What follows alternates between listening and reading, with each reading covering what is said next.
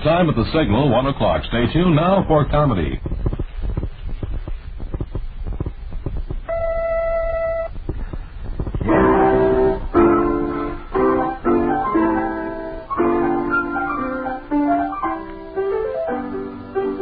Around the corner and down the street comes the street sweeper. And like to send a friend and talk to him about a few things and whatnot. WHDH. This matinee with Bob and Ray. Bob is in the blue suit. I'm wearing a striped suit. And Bill Green is wearing, well, that defies description. But anyway, Bob, what do you say? He's wearing his college pin today. That toothbrush in his lapel. Bill Green, Bill! Hey, Green. Bill! That's good. Swell. Now, we'd like... Bill. Here's... Ladies and gentlemen... Well, I'll pick up the record. Here we go. That's all. We've picked the needle off the record. I was just describing Bill's college pin that he's wearing in his lapel, that toothbrush there. You mean? He went to Colgate.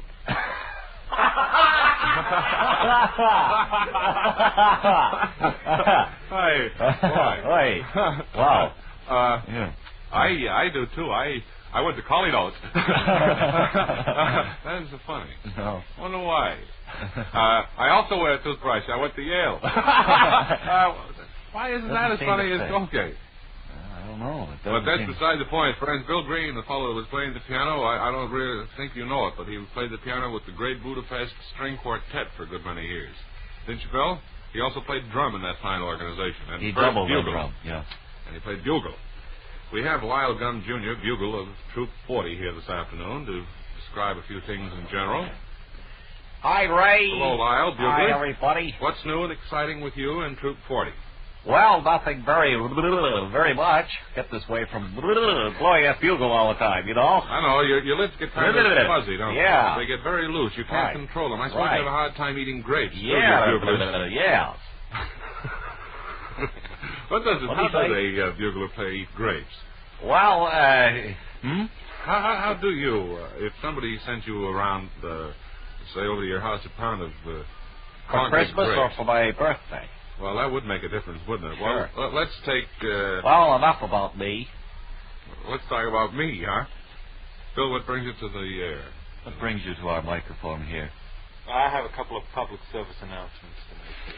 Bill, let me see them. Pass those to us before you read them. You wouldn't be able to read these. These are written in English. Well, I can't let you do it unless you explain to me what it's all about. Well, one is a poem written by my little daughter, number 2 daughter, Julie.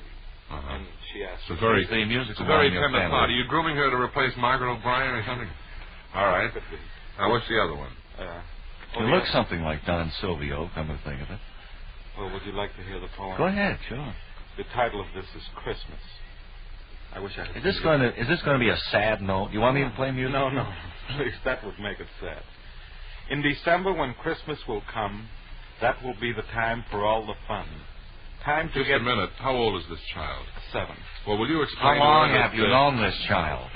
Will you explain to her that sum and fun do not rhyme, and that I don't like people who take poetic license, period. I just don't like that license. I never take it. When I speak in rhymes, I get words that rhyme. I'd like to know why some people think that they can use poetic license all the time when I never do. Shut up, will you? Go ahead, Phil. Shall I start over? Yeah. In December, when Christmas will come, that will be the time for all the fun. Time to get some gifts and toys. Time to get some fun and joy. Children shout, Christmas is here. Santa Claus and all his reindeer. Ho, ho, says Santa, here's your fun. I have Christmas joys for Effie. Thank you, Ted Malone. And now... Beautiful. I think that child displays great talent. And I bet you're proud of her. Judy, in addition to being a songstress, she sings, you know. Beautiful. And she dances. In addition to that, she writes poetry. I think that's very wonderful, Bill. Where did she get her talent? Not from you, certainly. Or not, but Louis B. Mayer and myself are like this. And I could call him. I think he's out in California. Why don't I call Louis now? Call him right now. Hello, operator. Get me Louis B. Mayer, please. Hollywood, sure. Hello? Hello? Hello, Louie? Yeah. Ray Goulding. Right off. How's everything, boy? Oh, pretty good, Ray. How's your latest movie? What'd you say this Flicker, was? Son of Thunderhead. Yeah. How is it going? Fine. Going Wonderful. swell. Well, look, I'm calling from Boston. I've had my scouts Where are you calling from? Boston, and what do you think? Tig O'Brien's on the way out? Well, I don't know. We've been kind of worried for a little while, but I guess the kid's going to stick around with us. Well, certainly hope so, but I have a kid up Right. here. Well, thanks for asking anyway, and I'll be talking to you again, huh? I can help you again, Louie. Be glad and call me. Okay. Bye. Bye. How'd you make out there? He He was didn't very say. anxious to have your daughter come out there. So what else? No.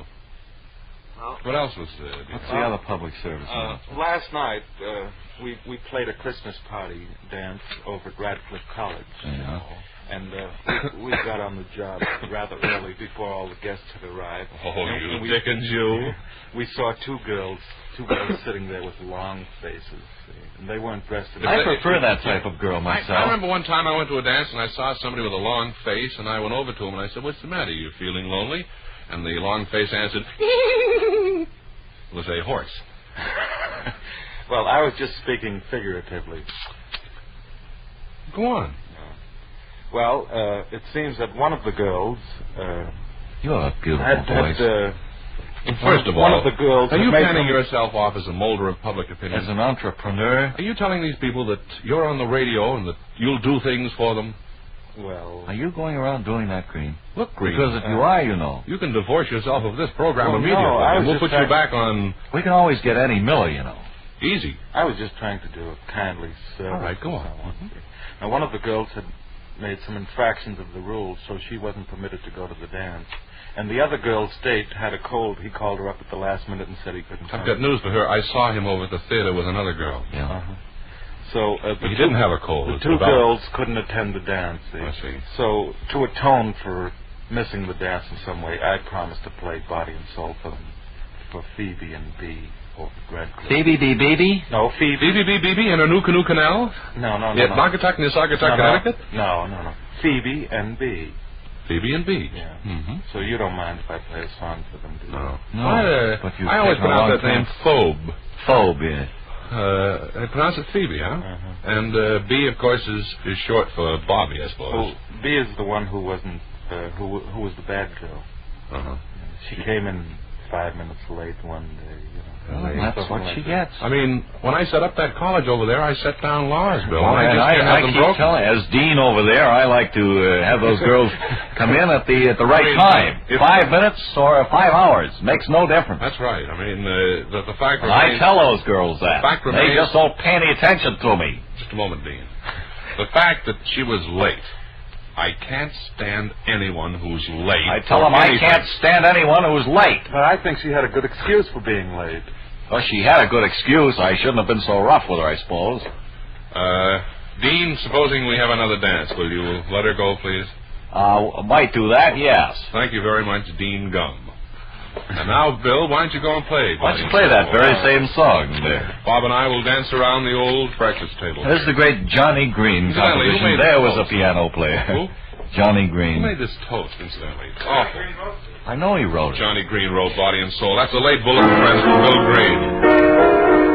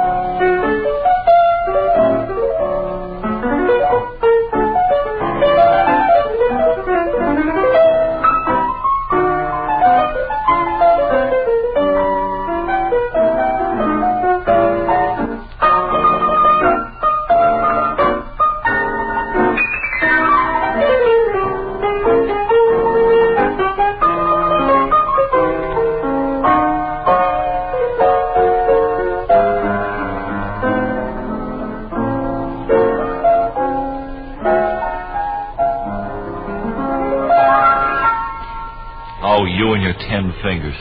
Well, That was nice, Bill. I like that very much. I think that was very beautifully done, Bill. I'm going to call Louis B. Mayer again. Josie Itoibe? I think we could replace him with you. Because he plays it. He plays the piano quite a bit in movies, particularly with Jimmy Durante and June Allison, whenever she stops crying. Well, I've got to tell you the most important thing. These two girls organized a Bob and Ray fan club over Grand Why Square. didn't you say so? If there's anything I like, it's Honestly, that's the truth. And they also listen to Ken and Bill in the morning while making up the beds. No. Well, that's about the only thing I'd ever want to do if I was listening to the Ken and Bill show. Yeah. Either be make up a bed or tear one be down. sleeping. But that's all beside the point on your head, Bill. Now, if you go back to the piano, please, and finish that crossword puzzle. The word you're searching for is juxtaposition. I think you'll find that fits. Now then, Arthur, what's the deal with Yusik?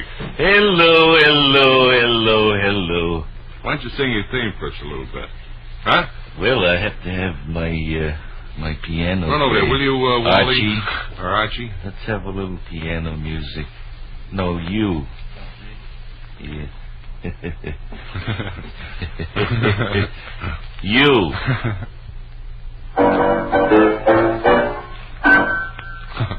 Bill, you're a genius. Chesterfield satisfy women and men. Chesterfield over and over again. Milder, much milder, all smokers agree. Always buy Chesterfield ABC.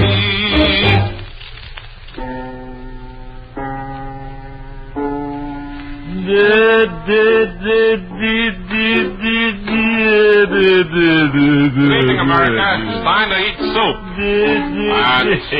Here's old soup face himself, Eugene Crumlin. Thank you, Gene. Thanks, We're all Tony. gagging on a couple of these here spaghettis that were thrown in on the noodle soup, you know? Thanks, Tony, very I much. don't mind noodle soup if it's small noodles, but when they throw up a large spaghetti in it, boy, that's trouble, you know? Yeah, hello.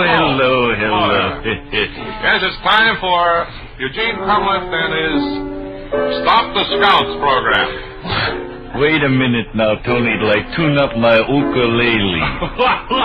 Sure. We've got all night, see. Incidentally, don't tear up your ad-lib sheet.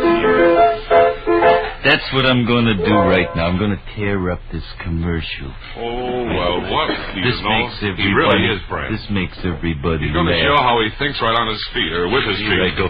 Just to prove it's all ad-lib. There it is, little pieces. Tear it so slow. I've got a late bulletin. That's your contract. I made a substitution there. Well, hello. What you don't know is I have another copy of the commercial underneath here. See, but I'm going to tear this one up too, just like that. What you don't know is I got another copy. I know, of it the goes on commercial. for 15, 20 I minutes. have 15 copies of the commercial underneath. Well, Eugene, here's our first good scout.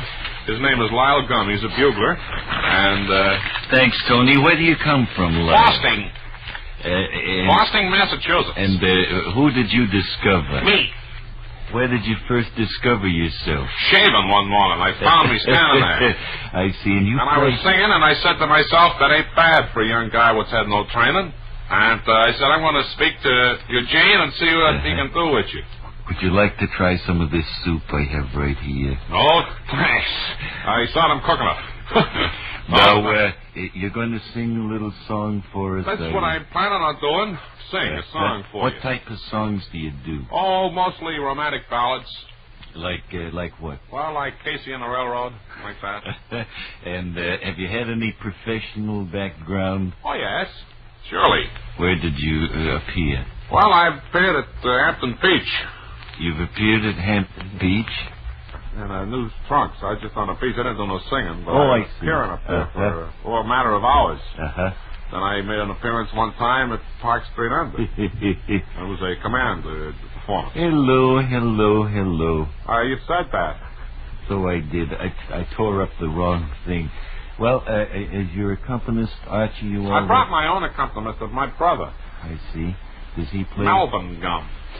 Does he play professionally? No, regular way, 10 fingers, pounds away with his feet on the bottom there. All right. Well, let's let our spotlight fall in on Lyle Gum. Stop. Oh, I knew you were going to drop the spotlight on me. That ain't fair. How can I sing now? Now, everybody be very quiet because we want... Me, particularly, because I'm out like a light. We want the reaction meter to work absolutely right. Incidentally, how does that reaction meter work? I mean, I've sat home nights and sometimes I said he should have won. The guy got that big reaction. And the other fella didn't have much of a reaction. I'll let you in on a little secret. I have a foot pedal underneath the seat. Oh, yeah? And I just put that, see it go You're away. the croupier? Yeah. Something like that? Okay, now let's have your song, huh? Okay, sure. Take me out to the ball game. That's a good timely one. Take me out to the park. Where's Alvin Dark? You got the words, Take me out to the ball game. Take me out to the park. Hello. Come on, Al Dark. Hello. Buy me some peanuts and cracker jacks. Hello. I ate very cranky. It was Becky. Me out to the ball game. If they don't win, it's a straight lead. Or it's 1, 2, 3, 4 balls. Take your face. A little wrinkle I put in by myself. Now let's have a generous round of applause for this young Lyle Gum. Boy, great. Wonderful. Now I think it's time that we have a little reprise. Our time is just about up. Let's bring out each one of our scouts here. First we had the young marimba player from Red Bank, New Jersey, who played Kitten on the Keys. You remember me, folks. Then we had the female quartet from Salt Lake City, Utah. And finally the... Thanks, folks. Thanks, folks. Thanks, folks. Thanks, folks. Thank you. That's 5. We only had 4. Then we had the bird impersonator from Red Bank, New Jersey. I also play the marimba.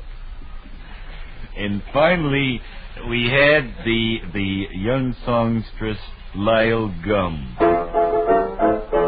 Take me out to the ball game. All right, that's enough now. Back. Let's see who the winner is. I see by our reaction meter that the winner is...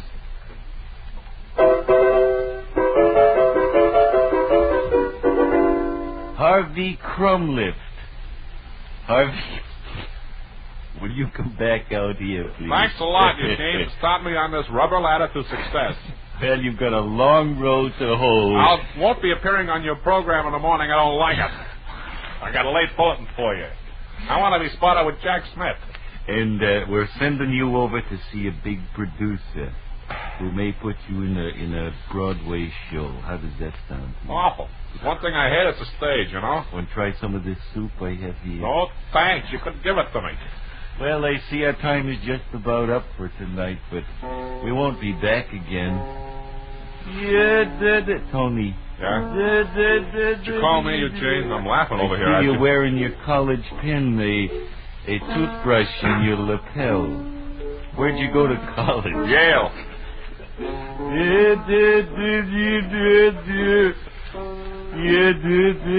Sign me off, Tony. I prepped at Dr. Lyons. Well, friends, you've been laughing and giggling and smiling through Stop the Scouts with Eugene Crumlin. And he'll be heard again next week at the same time when he's brought to you by Soup. Want to try some of this soup, Tony? Oh, thanks. I seen him make it. Wait till I tune my ukulele. I have a nasty cough here. It is rather a bad cough. It's too bad we don't have a cough. Where is Ken today? Kenny? Yeah. Ken Wilson. I haven't seen him for years. Have you? No. Ken is still sick, I guess. Are any of the funds missing? No, not that I know of. Well, I haven't. By George, why don't we look in the strong box vault? All right. Let's open it's right here. We keep it strong, friends. We keep a little loose cheese wrapped around it. Just down these few stairs. You want to go on? Where do we get just one of Jack Benny's writers to come with us? He could make it much funnier when we get there. Our sound effects man wouldn't do any harm. Just down these few stairs. Keep the strong box down here. Keeps it cool. Money doesn't stick together. Just across this corridor here. Now, I think through this door. Yeah, just down these few steps. Be there. You go. you coming? Well, I don't want to go down there alone. Well, go ahead. I'll be right up here at the head of the stairs. You'll be there. Just keep whistling. Okay. And if somebody grabs you by the throat, I'll come right down to help you.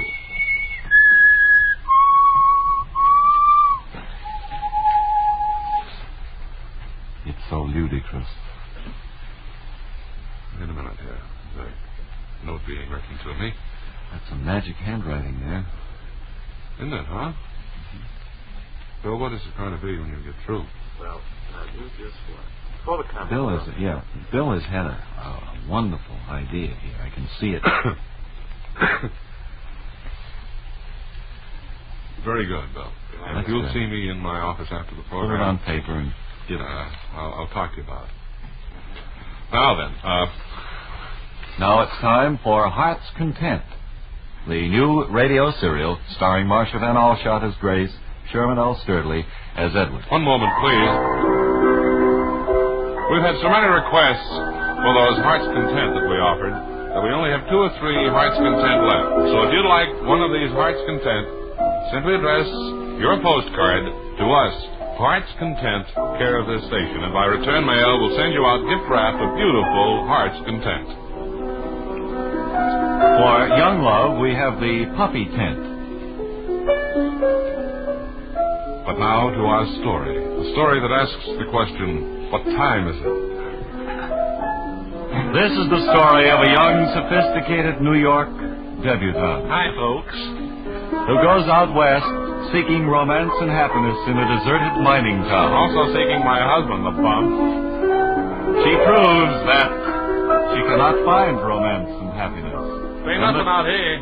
Trouble she meets and the pitfalls go to make up her life in Heart's Content. As we're looking on her, she's in a pitfall where she's just fallen.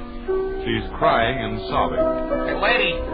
What? You just fell into that pit.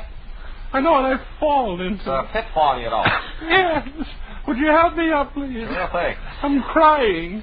What are you doing, crying? I have to say that. Ah. I'm not a very effective actress. How long have you been on the show? It's my 3rd day. Uh-huh.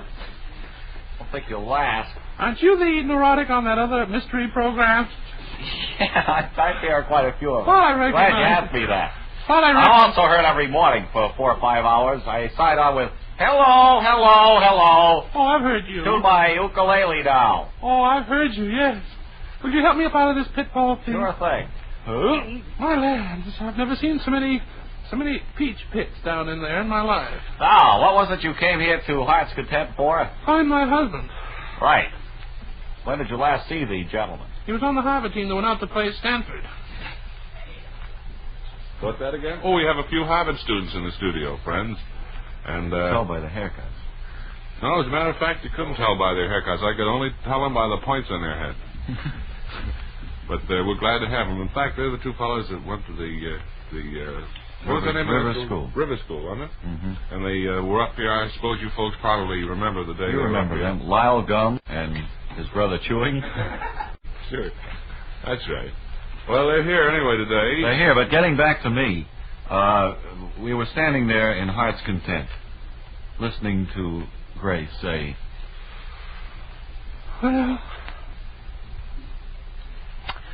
Well, the scriptwriter had a bad day. He didn't turn out much copy. oh, well, so it goes. Grace, I might say, is famous for her cliches. Oh, well, that's life. Just the other day, Grace said, Happens to everybody. and tomorrow we'll hear Grace say, I should worry. that's tomorrow on Heart's Content. Who cares? Oh, I'm not worrying. Hey, Mary. Yes, Bob. Hi there. Hello, folks. Haven't seen you. What you wearing that cowboy hat for today? I like it, Bob. Believe it or not, it keeps me warm. I can pull it down over my ears. And Starting a trend? I don't know. I think a lot of women, particularly women who ride horses, should wear cowboy hats. Mm-hmm. Now, I think they could do something for you. I mean, for instance, supposing you had your hair cut too short. There's nothing like a cowboy hat to cover it up. Of course, people will probably giggle at you for wearing it, but once you get over it, that first week when you have the cowboy hat on, I believe you're all set. I was talking with Mr. Goulding, my legal advisor, this morning. And what time this morning? About 8 o'clock. Uh-huh. And Mr. Goulding said that you should... What did he say? Mr. Goulding, I might say, is out of the studio right now, so he doesn't know a thing that's being said about it. What Bob doesn't know is I'm backstage, ready to press a What Ray doesn't know is I know he's backstage, and I have another button here. Bob doesn't think that I know that he knows I'm backstage here. Meanwhile, I'm changing my location to the organ loft. Ray doesn't know it, but I'm already in the organ loft, and... What Bob doesn't know is I have a special trap door in the organ loft that will let him fall into Joe Kelly's magic barnyard. What he doesn't know is I'm not standing on it. What I already know is he's in the magic barnyard now. But what I don't know is, what time is it? And with that, we listen once again to Bill Green with a very brief offering. No, we don't want to hear him now, Bob. I'd like to hear a little more piano. He hasn't done much on today's show. Well, he played Body and Soul, and he played it very beautifully, and I think that's enough. Why don't you play a little bit of Under the Double Eagle March, huh? Just to keep us in the mood? Sure. One of our favorites. This may be the next Bob and Ray record.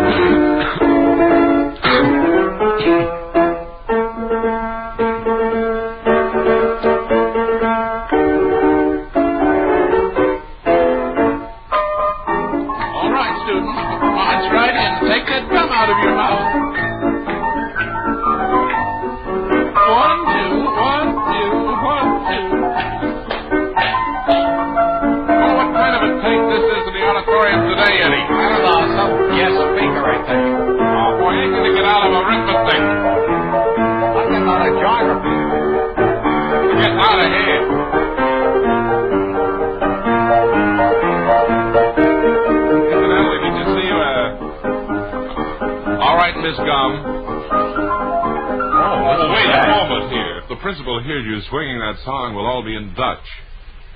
Is it well, I've been in Dutch here for some time. I didn't know whether you were going to call on me or not, but you did find me puffing my meerschaum pipe here in Dutch. Did you happen to see or hear what Listen to me on my other program, Dr. Christian. Uh-huh. I always tune on you for Mr. Keene, Traced of Persons Lost. Yeah, well. Well, okay. What did you say, my friend Alan? I was going to say, did you happen to see what he said? Yeah. About what he learned? He's all right. I like it. He's all right, that Freddie. Yes, sir. He's great. But anyway, I laughed when I read that he said all he learned in algebra was that X equals his father's signature. I thought that was very funny. And also the fact that he could earn more money chasing runaway horses in Mattapan than he could in Boston show business, which is certainly a reflection on you, Bob, the leading show business figure in town. I've done all I could, and I've just thrown up my hands. All right, handle what I want.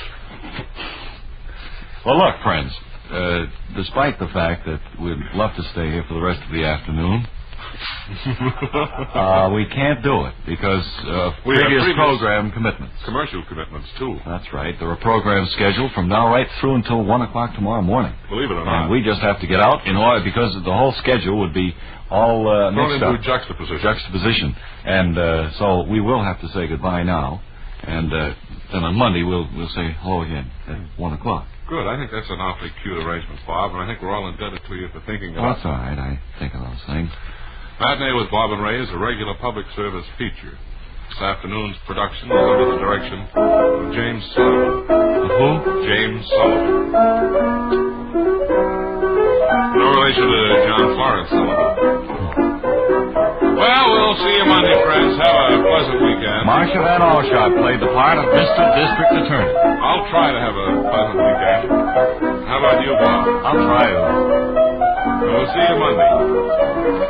So long, everybody. Bill Green played the piano. Hope Ken Wilson is back with us Monday. He'll be back or else Monday.